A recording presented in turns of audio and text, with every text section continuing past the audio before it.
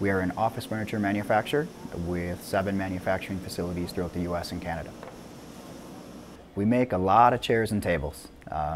The product you're sitting in is exactly the same type of thing we make on a daily basis.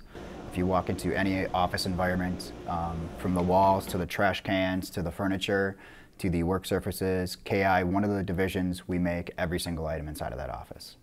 If we look historically at sustainability, if you look at just in the US, the Native American population when they were here, they were as sustainable of a culture as we would hope to get to someday.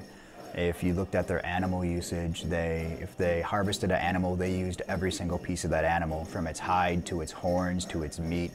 Everything was used, nothing was wasted.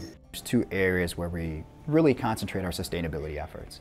The ability of a company to reduce its materials incoming, the ability of the company to reuse those materials as many times as possible, and then recycle them at their end of life. The second portion that we really concentrate on is energy management, for a couple of reasons. One is our energy consumption here is very large for a manufacturing facility. The other thing is it's a huge carbon footprint.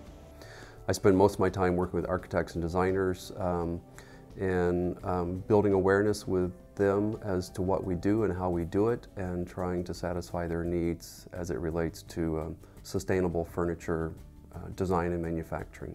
And for us as a company, it's looking at things like the manufacturing process and removing solvent-based adhesives and solvent-based finishes out of the process, so that ultimately the product, when they get it to the job site, whether it's in the corporate office or whether it's in a hospital environment or whether it's in an educational environment, that the product's not going to outgas. It's not going to be hazardous to the health of the individuals occupying the space. So that's key. And the second piece of that that's vital is really understanding what the materials are. There's a movement now underway to incorporate a greater percentage of recycled content.